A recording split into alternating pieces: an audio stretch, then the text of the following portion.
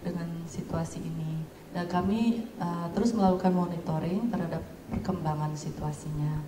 Nah, tapi tentunya kami selalu menghimbau bahwa pelaku usaha wajib memastikan legalitas usaha mereka masing-masing. Menurut pandangan kami, pembongkaran ini tidak boleh sebenarnya dilakukan secara sepihak, terlebih jika legalitas suatu usaha sudah diurus dengan sah. Pembongkaran sepihak bisa menjadi sebuah presiden buruk bagi iklim investasi atau berusaha di Indonesia.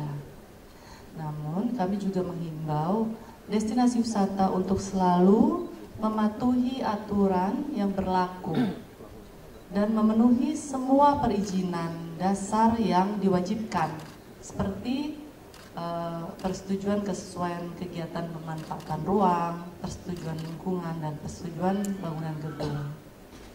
Nah, sektor pariwisata harus tetap memperhatikan aspek keberlanjutan kelestarian alam, termasuk hal pengelolaan kawasan wisata. Hal ini sesuai dengan Permen Parekraf nomor 9 tahun 2021 yang telah diisu tentang pedoman destinasi pariwisata berkelanjutan. Nanti kalau ingin di detailnya kami bisa paparkan atau kami bisa informasikan lebih lanjut. Dan Kementerian Pariwisata juga mendorong adanya evaluasi yang lebih baik dalam pengawasan dan pemantauan terhadap pembangunan wisata yang berada di kawasan sensitif seperti kawasan hutan dan konservasi. Pemerintah pusat dan daerah harus bekerja sama untuk memfasilitasi perkembangan pariwisata yang ramah lingkungan dan berkelanjutan. Dari situ, sekian, terima kasih. So, I understand that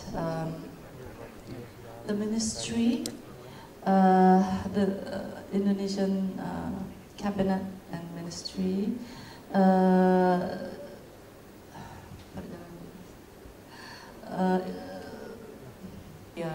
very large and so many destinations to promote, but we have RPJMN by Bappenas, Borobudur and Yogyakarta area, and also that is our super priority destination.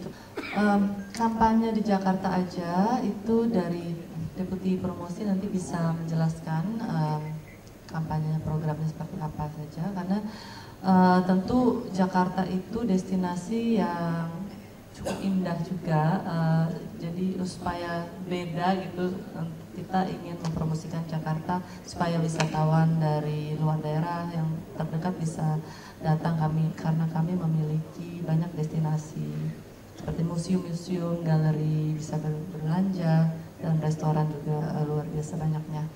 Jadi itu program kami nanti akan dielaborasi oleh Ibu Deputi, Ibu Made, mengenai penurunan okupansi hotel. Tadi kami sudah bahas di topik sebelumnya.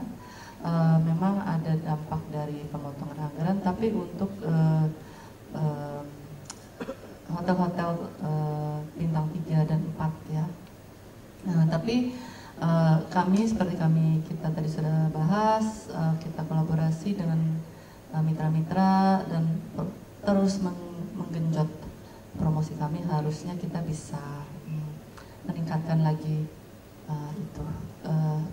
okupansi. Tapi bukan karena program wisata di Jakarta saja, bukan program itu yang membuat destinasi okupansi rate-nya itu turun itu.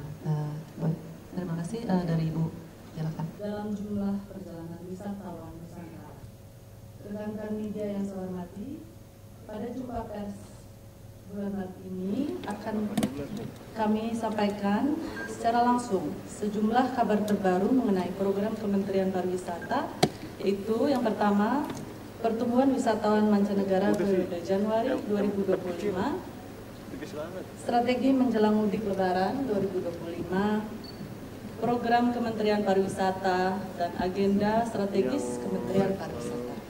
Pertama itu 9.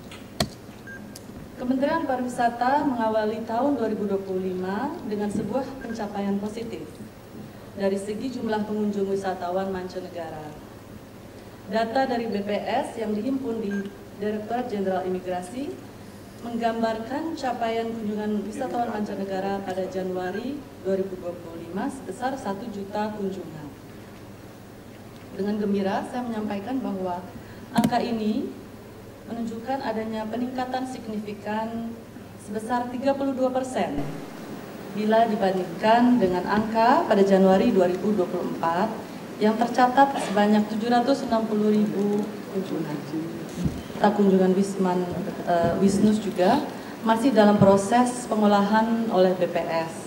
Berdasarkan kinerja Januari 2025, Kementerian Pariwisata optimis bahwa target wisatawan mancanegara dan Nusantara dapat tercapai apabila momentum positif ini terus berlanjut. Kami di Kementerian Pariwisata akan terus bekerja keras agar pencapaian positif ini dapat terus dipertahankan.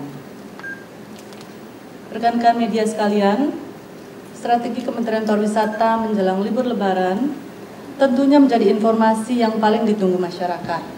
Kami melakukan sejumlah upaya untuk mendorong perjalanan wisatawan Nusantara yang terjangkau, aman, tenang, dan menyenangkan selama periode Lebaran 2025.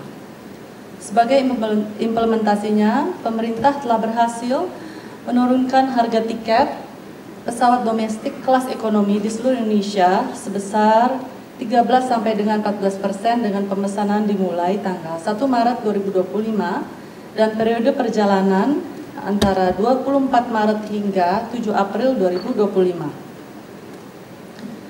Penurunan tiket ini kami harapkan dapat memberikan kesempatan untuk memudahkan masyarakat untuk merencanakan mudik dan berwisata di Indonesia aja dengan biaya yang lebih terjangkau. Selain itu, bekerja sama dengan para pelaku usaha, Kementerian Pariwisata menghadirkan beragam promosi untuk meningkatkan minat masyarakat untuk berwisata selama libur Lebaran. Dua kampanye yang telah kami luncurkan yaitu kampanye #MudikYuk dan #Lebaran di Jakarta aja. Kampanye #MudikYuk dirancang untuk mendorong masyarakat mengeksplorasi berbagai destinasi wisata